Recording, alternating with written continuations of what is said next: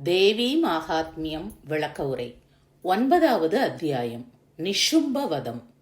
அரசன் கூறியது: ஐயனே, இந்த இரத்த பீஜ வதத்தை பற்றிய தேவி மாகாத்மிய சரித்தம் தேவரீரால் எனக்கு எடுத்துரைக்கப்பட்டது.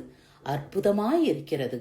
இரத்த பீஜன் வீழ்த்தப்பட்ட பின் அதிகமாய் கோபம் கொண்ட சும்பனும் நிஷும்பனும் என்ன காரியம் செய்தனர் என்பதை மேலும் கேட்க விரும்புகிறேன். ரிஷி கூறியது: இரத்த பீஜன் வீழ்ச்சியுற்று மற்றவர்களும் யுத்தத்தில் கொல்லப்பட்ட பின் சும்பாசுரனும் நிஷும்பனும் நிகரற்ற கோபத்தை அடைந்தனர்.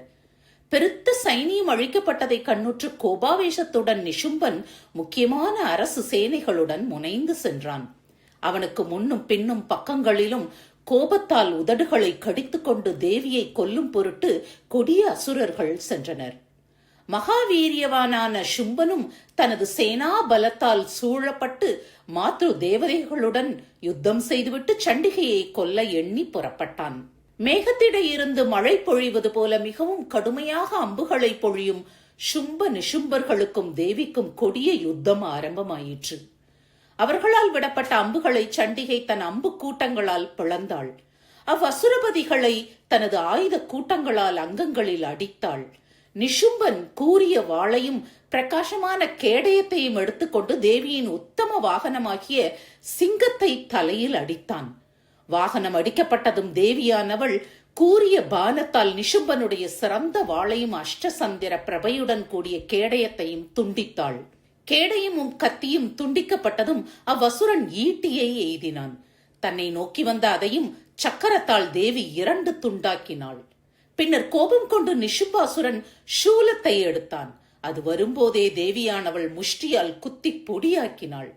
அதன் மேல் அவன் கதையை சுழற்றி சண்டிகையை நோக்கி எறிந்தான். அது தேவியின் திரிசூலத்தால் உடைப்பட்டு சாம்பலாயிற்று.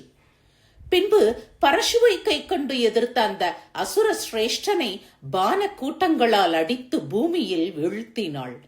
பயங்கரமான பராக்கிரமம் படைத்த சகோதரனாகிய நிஷும்பன் தரையில் சாய்ந்ததும் மிகவும் அதிகமாய் கோபம் கண்டு சும்பன் அம்பிகையை கொல்லுவதற்கு முற்போந்தான்.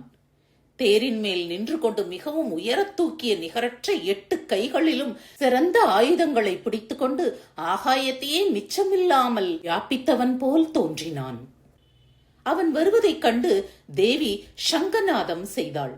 சகிக்கொணாத வில்லின் நானொளியையும் கிளப்பினாள். எல்லா தைத்திய சைனியங்களின் வீரியத்தையும் அழிக்கும் வகையில் தன் மணியின் ஓசையால் தேவி திசைகளை நிரப்பினாள். பின்பு சிங்கம் தனது உரத்த கர்ஜனையால் யானைகள் பயந்து மத ஜலத்தை பெருக்கும்படி செய்து கொண்டு பூமியையும் ஆகாயத்தையும் 10 திசைகளையும் நிரப்பிற்று. பின்பு காளி கிளம்பி ஆகாயத்தையும் பூமியையும் கைகளால் அறைந்தாள். அந்த நாதத்தில் முன்னிருந்த ஒலிகள் மறைந்தன.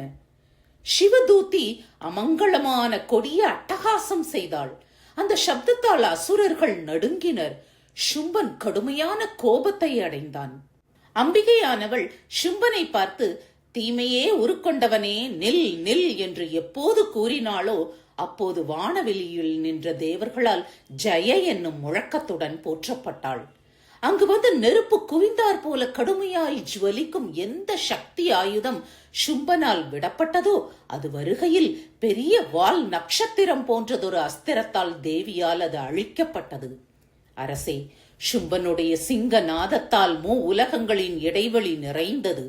ஆனால் தேவியின் கோரமான இடி முழக்கம் அதை மீறி நின்றது. 100கணக்கிலும் 1000கணக்கிலும் சும்பன் விட்ட அம்புகளை தேவியும் தேவி விட்ட அம்புகளை சும்பனும் சேதித்தனர். அதன் பின் சண்டிகை கோபம் கொண்டு சூலத்தால் அவனை அடித்தாள். அங்கனம் அடிக்கப்பட்ட அவன் மூர்ச்சித்து பூமியில் சாய்ந்தான். பின்னர் நிஷும்பன் மூர்ச்சை தெளித்து வில்லை எடுத்துக்கொண்டு அம்புகளால் சண்டிகா தேவியையும் காளி தேவியையும் சிங்கத்தையும் அடித்தான். திதிபுத்திரனான அசுரராஜன் 1000 கைகளை தோற்றுவித்துக் கொண்டு 1000 சக்கராயுதங்களால் சண்டிகையை மறைத்தான். பின்னர் கடக்க முடியாத கஷ்டத்தை போக்குவிக்கும் பகவதி துர்காதேவி கோபம் கொண்டு அந்த சக்கரங்களையும் அவன் விட்ட பானங்களையும் தனது பானங்களால் சேதித்தாள். அதன் பின் நிஷும்பன் கதையை எடுத்துக்கொண்டு தைத்திய சேனைகள் சூழ வேகமாக சண்டிகையை கொல்வதற்கு பாய்ந்தான். பாயும் போதே விரைவில் சண்டிகை அவனுடைய கதையை கூரிய முனையுள்ள வாளால் பிளந்தாள். அவன் சூலத்தை எடுத்துக்கொண்டான். சூலத்தை கையிற்கொண்டு எதிர்த்த தேவர்களின் பீடையாகிய நிஷும்பனை சண்டிகை வேகமாய் எய்யப்பட்ட தனது சூலத்தால் ஹிருதயத்தை பிளந்தாள். சூலத்தால் பிளக்கப்பட்ட அவனுடைய ஹிருதயத்திலிருந்து மகா பலசாலியும் மகா வீரியவானுமான மற்றொரு புருஷன் நில் என்று சொல்லிக்கொண்டு வெளிப்போந்தான். தேவியானவள் அப்போது உரக்கச் சிரித்துக் கொண்டு அவ்வாறு வெளிப்போந்தவனுடைய தலையை கத்தியால் வெட்டினாள். அதனால் அவன் பூமியில் விழுந்தான். பின்னர் சிங்கமும் பற்களால் பிள உண்ட கழுத்தினரான அவ்வசுரர்களை உக்கிரமாக தின்றது. அவ்வாறே காளியும் சிவதூதியும் பிறரை தின்றனர். கௌமாரியின் சக்தி ஆயுதத்தால் பிளவுண்டு சில பெரிய அசுரர்கள் நாசமடைந்தனர். பிரம்மானியின் மந்திர பாவனமான கமண்டுலு ஜலத்தால் மற்றும் சிலர் நிராகரிக்கப்பட்டனர். மகேஸ்வரியின் திரிசூலத்தால் பிளவுண்டு அவ்வாறே சிலர் வீழ்ந்தனர். வாராகியின் நாசி முனையால் தாக்கப்பட்டு சிலர் பூமியில் தள்ளி பொடியாக்கப்பட்டனர். வைஷ்ணவியின் சக்கரத்தால் சில தானவர்கள் துண்டம் துண்டமாக வெட்டப்பட்டனர். மற்றும் சிலர் அவ்வாறே ஐந்திரியின் நுனி கையினின்று வஜ்ராயுதத்தால் வெட்டப்பட்டனர். மீதியிருந்தவர்களில் தாங்களாகவே பயத்தால் சில அசுரர்கள் மாண்டனர். சிலர் மகா யுத்தத்தினின்று காணாமற் போயினர். பிறர் காளியாலும் சிவதூத்தியாலும் சிங்கத்தாலும் பக்ஷிக்கப்பட்டனர். ஓம் ஜெய ஜெய ஸ்ரீ மார்க்கண்டேய புராணத்தில் சாவர்ணிக்க மன்வந்திரத்தில் உள்ள தேவி மகாத்மியத்தில் 9வது அத்தியாயம் முற்றிற்று.